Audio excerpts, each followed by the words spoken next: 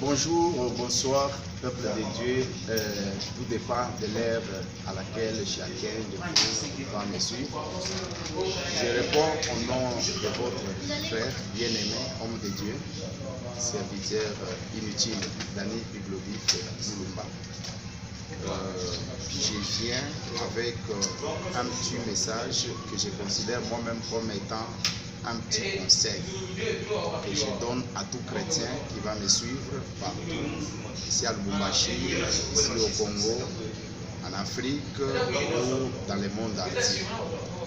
J'ai fait un constat qui est en train vraiment de nous mettre à l'extérieur ou en dehors de ce que nous avons comme mission à accomplir.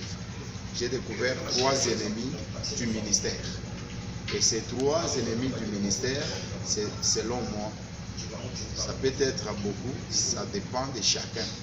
On peut ajouter ce qu'il faut ajouter, mais selon moi, j'ai trouvé que ces 3 ennemis sont vraiment à éviter.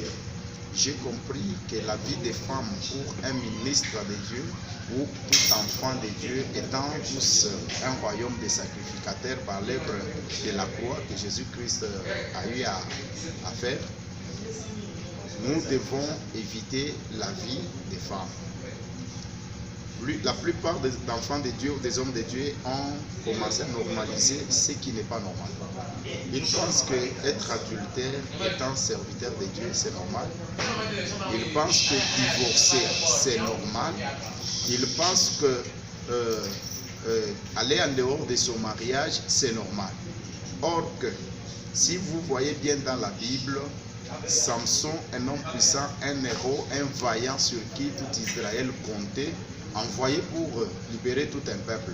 Quand tu l'as compris que non, il faut être distrait avec Delilah, le temps d'accomplir la mission, il était sur les cuisses de cette femme ici, il a mal fini, vous en connaissez l'histoire. Il faut éviter, j'en parlerai plus tard en profondeur. Le deuxième ennemi du ministère, c'est la cupidité que vous connaissez bien comme étant l'amour exagéré d'argent. L'argent est bon, même la Bible le reconnaît. Dieu lui-même sait que nous en avons besoin. Tout le monde en a besoin.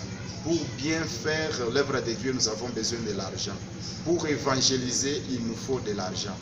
Mais si nous commençons à prendre de l'argent et à mettre l'argent en première position, mettre toutes nos pensées, les focaliser sur l'argent, nous allons nous retrouver à côté.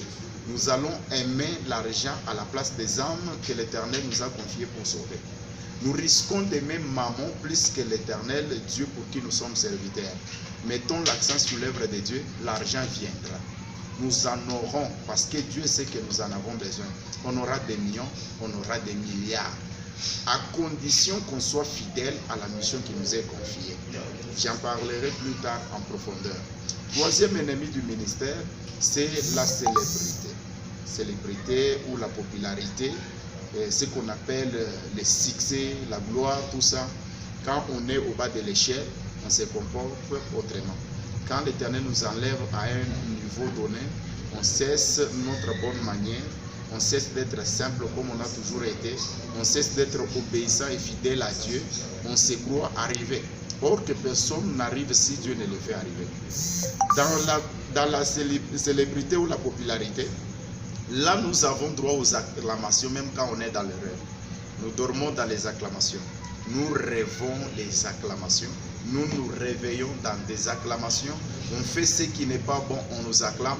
Nous faisons des erreurs, mais on nous acclame. La gloire ou le succès que nous avons commence à couvrir les fautes que nous commettons. Or, nous ne pouvons pas baser le ministère sur l'erreur. Ça, c'est très important. Soyez simple, soyez souple, le temps est mauvais. Regardons l'objectif, sauvons les âmes, évitons ces 3 choses. Ça risque de nous faire travailler inutilement. Et ce jour-là, Jésus-Christ risque de nous dire que je ne vous ai jamais connu.